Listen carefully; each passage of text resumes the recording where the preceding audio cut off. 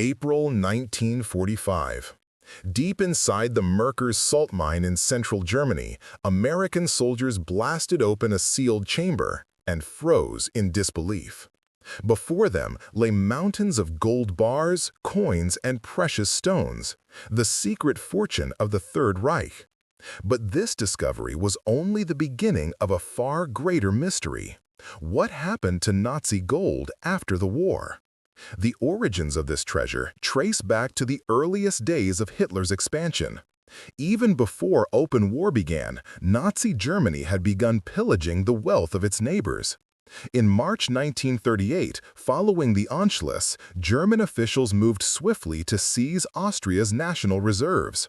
More than 100 tons of gold from the Austrian National Bank were quietly transferred to the Reichsbank in Berlin.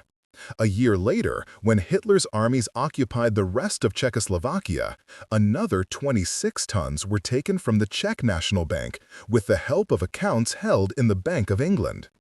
As Nazi Germany's empire expanded, so too did its appetite for wealth.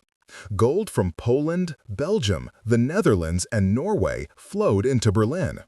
Each conquest meant another treasury looted, another set of reserves stripped. By 1942, the Reichsbank, under the direction of Walter Funk, had become a clearinghouse for stolen riches. Tons of bullion were melted down, re-stamped, and reallocated to disguise their origins. But the theft didn't stop with national treasuries. On a far darker scale, Nazi authorities plundered private citizens, especially Jewish families, across occupied Europe. When Jews were deported to ghettos or concentration camps, their possessions were systematically seized. Wedding rings, watches, coins, and jewelry were confiscated by SS units. Even gold teeth taken from victims murdered in extermination camps were delivered to the Reichsbank, melted down, and added to its reserves. Records discovered after the war revealed chilling details.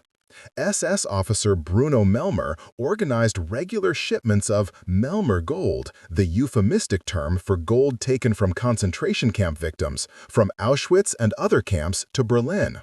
Ledgers meticulously recorded every delivery. It was bureaucracy at its most horrifying. Genocide transformed. Translated into accounting. As the war dragged on and Germany's defeat loomed, the Nazis sought to move their wealth through a network of neutral countries. Switzerland became the central hub. The Swiss National Bank accepted gold from the Reichsbank, often ignoring its suspicious origins. Between 1939 and 1945, Switzerland handled hundreds of millions of Swiss francs in Nazi gold, much of it smuggled from occupied Europe. Portugal also played a crucial role. The Nazi regime needed tungsten, a key metal for armor-piercing shells, and Portugal was one of the few sources. In exchange for the ore, Germany paid with gold, much of which had been looted from other nations. Despite Allied protests, these transactions continued until 1944, when the Allies finally imposed an economic blockade. Turkey, Sweden, and Spain too traded with the Reich, providing raw materials and banking services that indirectly prolonged the war. For these countries, neutrality meant profit, and the Nazi war machine kept turning, fueled in part by stolen gold. By 1945, Germany controlled hundreds of millions of dollars worth of gold and foreign reserves. But as Allied troops advanced on all fronts, panic spread among Nazi officials. Orders were given to hide or destroy evidence of the plunder. Trains loaded with bullion vanished into tunnels, mines, and mountain bunkers. Some convoys were reportedly sunk in lakes or buried in forests. The fall of Berlin marked the collapse of Hitler's empire and the beginning of the hunt for the lost gold. Across the shattered landscape of Europe, Allied intelligence and finance officers began tracing clues, searching for hidden depots and secret caches. The question was no longer how much had been stolen, but where it had gone. As Nazi Germany collapsed in the spring of 1945, Allied troops swept across a shattered continent. Cities lay in ruins, roads were choked with refugees, and the once mighty Wehrmacht was disintegrating. Amid the chaos, rumors began to circulate among civilians and captured soldiers, whispers of underground vaults and hidden riches buried deep in the earth. The most astonishing discovery came on April 8, 1945, in the small town of Merkers in Thuringia. Soldiers from the U.S. Third Army under General George S. Patton received intelligence from local residents. They spoke of German trucks that had made mysterious trips to a nearby salt mine in the final weeks of the war. The entrances had been sealed. Something was being hidden there. When American troops reached the mine, they found the tunnel doors heavily reinforced. With explosives, engineers blasted through the barriers and stepped into one of the most extraordinary sights of the entire war. Stacks upon stacks of gold bars lined the walls, crates filled with foreign currency, bags overflowing with coins, and piles of gemstones glittered under the miners' lamps. Army accountants later estimated the find: 8,000 gold bars, 55 crates of bullion, and 5 billion Reichsmarks in paper currency. There were also paintings, sculptures, and priceless artworks stolen from across occupied Europe.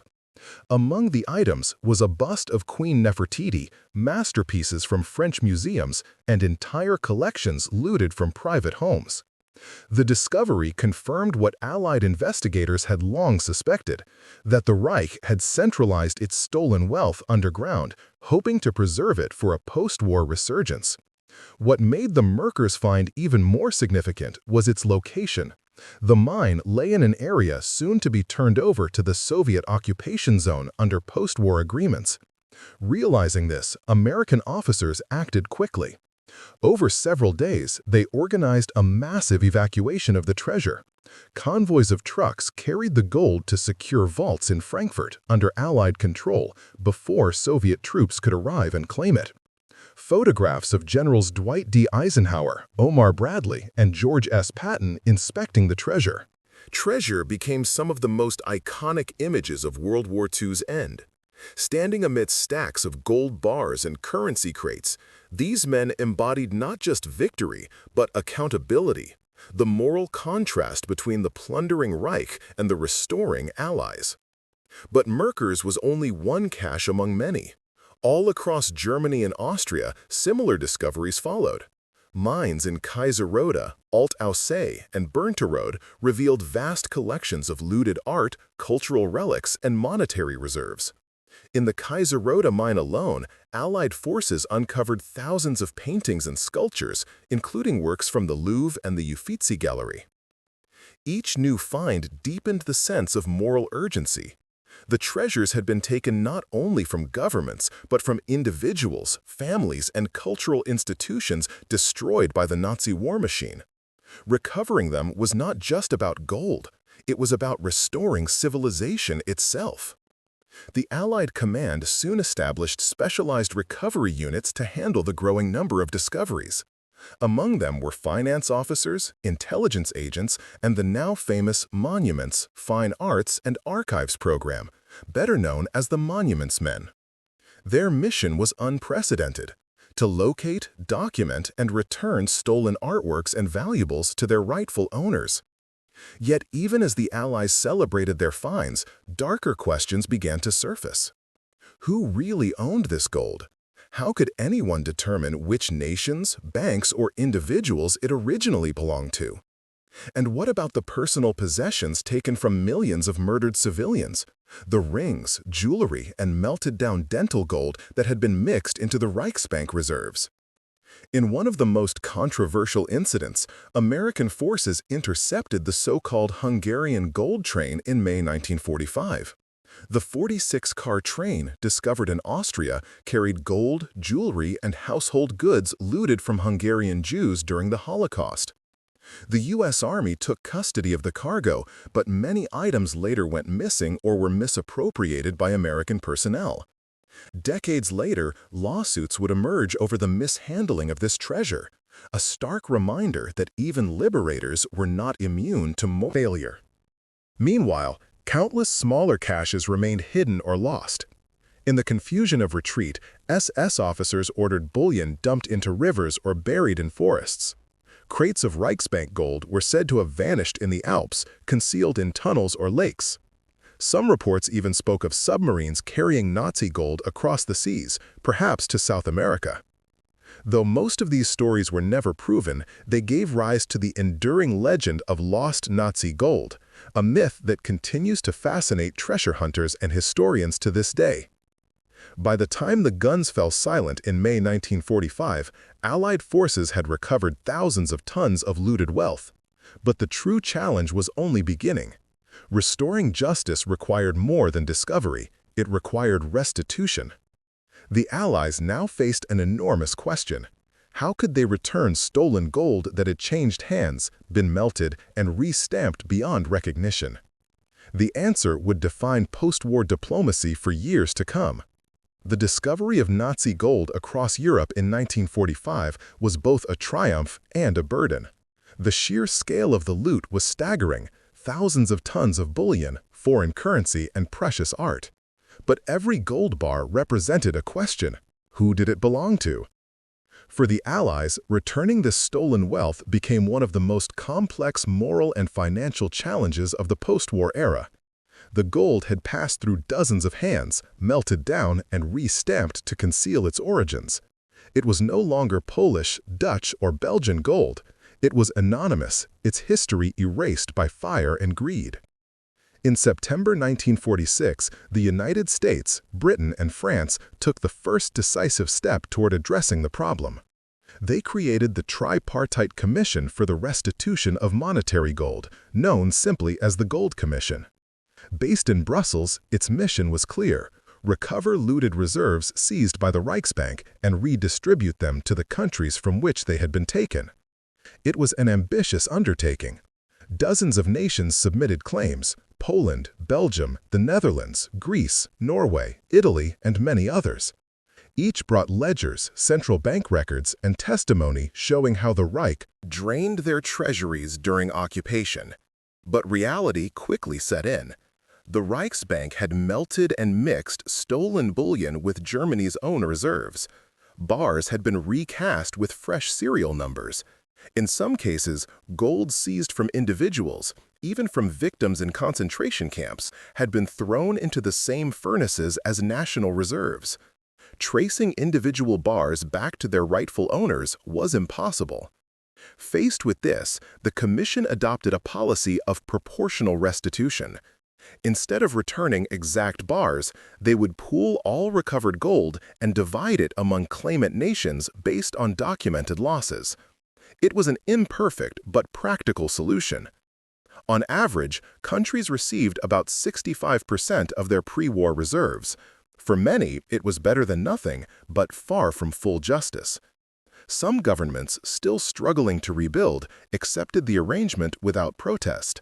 Others, like Greece and Poland, felt cheated, arguing that the system favored wealthier Western nations.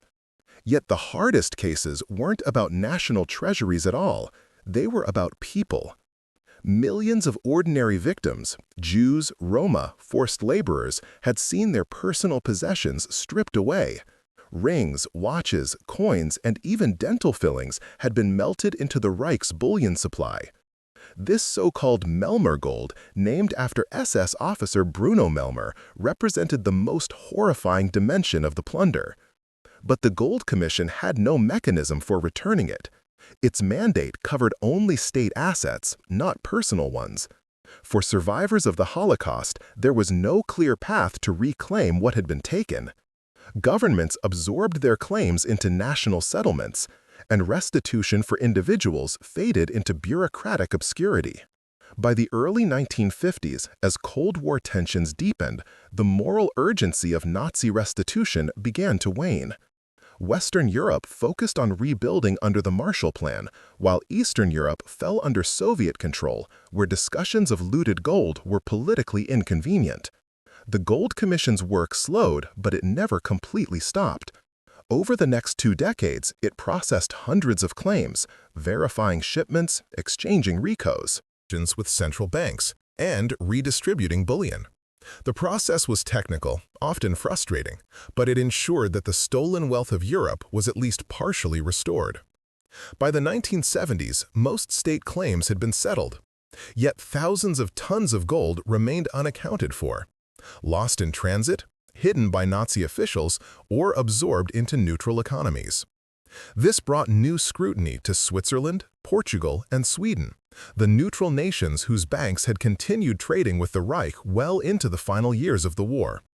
Allied intelligence reports revealed that Switzerland's national bank had accepted hundreds of millions of francs worth of gold from Germany, much of it looted from occupied countries. At the time, Swiss officials claimed they could not distinguish between legitimate and stolen bullion. Their role, they argued, was to preserve neutrality. But critics saw it differently, as moral blindness, or worse, complicity. For decades, these issues remained buried beneath layers of diplomatic discretion. Governments avoided confrontation, and public attention turned elsewhere. But the story of Nazi gold refused to die.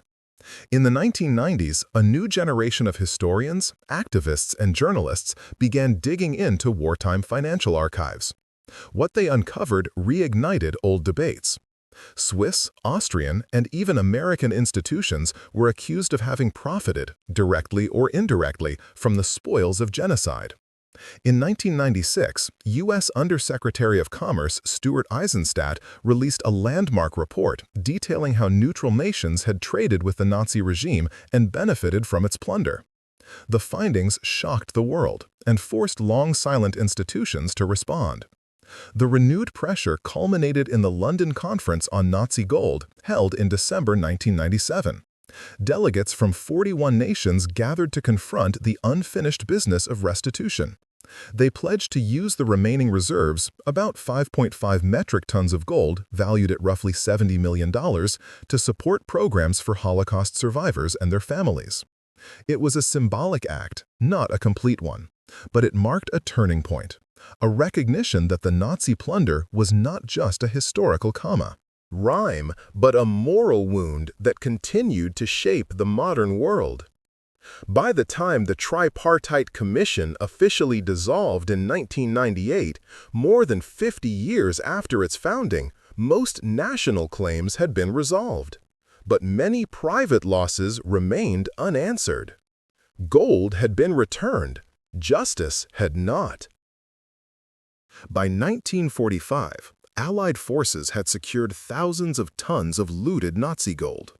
Convoys of bullion were cataloged, shipped, and stored under military guard. Vaults were reopened, and the world's banks began to rebuild a shattered financial order. But one mystery lingered. What happened to the rest? Even after years of investigation, billions in gold and valuables were still unaccounted for. Some had vanished into the chaos of the Reich's final days, while others had been deliberately hidden by fleeing Nazi officials, SS units, and private industrialists who foresaw Germany's collapse.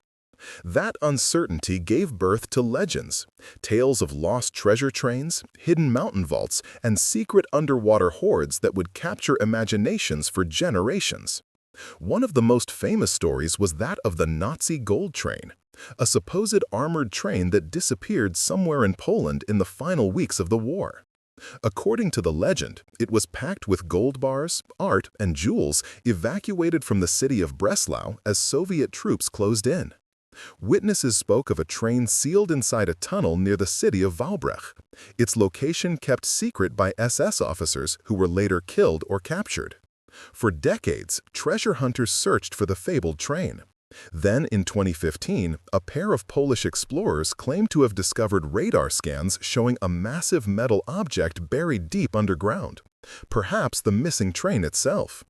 The announcement made global headlines.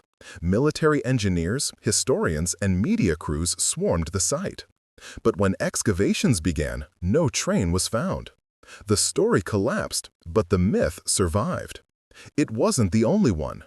Rumors spoke of Nazi gold dumped in Austrian lakes, like Lake Toplitz, where divers have found counterfeit British currency from Operation Bernhard, a Nazi plot to destabilize Allied economies, but never any bullion. Others claimed SS convoys carried gold through the Alps into hidden bunkers or secret tunnels that still lie sealed beneath snow and rock. Each of these stories has some root in fact. In the final months of the war, as Allied and Soviet armies advanced, German officials indeed attempted to hide wealth across Europe. Some gold was buried in mines, some sunk in rivers, and some spirited away through neutral borders into Switzerland, Spain, or South America. What happened next, though, remains murky. Historians have documented that Nazi officials such as Martin Bormann and others organized escape routes, the infamous rat lines that helped thousands of Nazi officers flee to Argentina, Chile, and Brazil. There is evidence that money and valuables were funneled along these routes. Whether literal tons of gold were included remains uncertain, but the suspicion never faded. Throughout the Cold War, intelligence agencies occasionally picked up whispers of hidden Nazi fortunes. Declassified files from the CIA and MI6 show sporadic investigations into Swiss accounts, Argentine properties, and suspected caches in the Alps. None produced definitive proof. Still, every few years, new stories emerge. An uncovered vault, a sunken crate, a hidden bunker, usually turning out to be empty. Yet the fascination endures. Part of that fascination lies in what the Nazi gold represents. It isn't just treasure. It's the physical embodiment of the regime's crimes.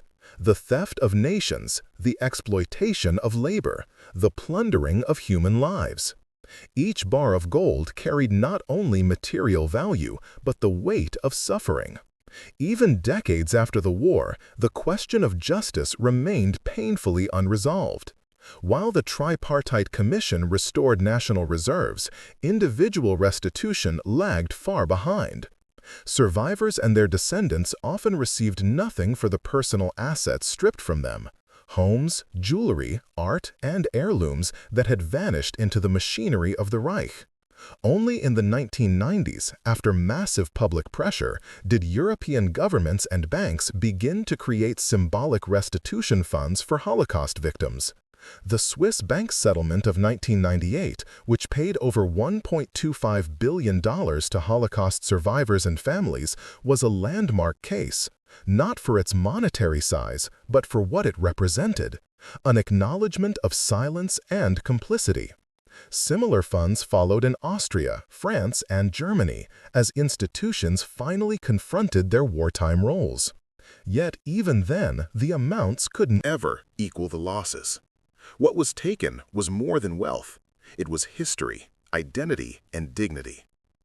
Today, Nazi gold exists as both fact and myth. Historians estimate that over $600 million in bullion was looted during the war, worth tens of billions today. Most was recovered and returned. Some disappeared forever. But the stories that grew from that missing fraction, the treasure trains, the mountain vaults, the secret bank accounts, became part of a larger narrative about human greed, denial, and memory. Each discovery, whether a few coins in a salt mine or a crate of stolen art, serves as a reminder that history never stays buried for long. The pursuit of lost Nazi gold continues to inspire documentaries, novels, and expeditions. But behind every rumor lies a deeper truth. What was stolen cannot always be found, and what was lost cannot always be repaired. When the Tripartite Commission closed its books in 1998, its final report concluded that all recoverable monetary gold had been accounted for. But it added one haunting line. Some gold will never be traced, melted, mixed, and absorbed into the lifeblood of the post-war world. That statement is more than bureaucratic closure. It's a metaphor for how the moral stains of the 20th century remain with us, invisible but indelible. The story of Nazi gold is not merely about hidden treasure. It is about the choices nations made, to trade, to deny, to forget, and the struggle to reconcile prosperity with conscience. Even now, every time a diver searches a lake in Austria or a radar scan sweeps a Polish tunnel, it's not just gold they're looking for. It's closure, proof that justice, though delayed, can still be found buried beneath the stars of war. And that, perhaps, is the real legacy of the Nazi gold. Not the glitter of wealth, but the enduring reminder that greed, denial, and silence can weigh as heavily as any bar of bullion.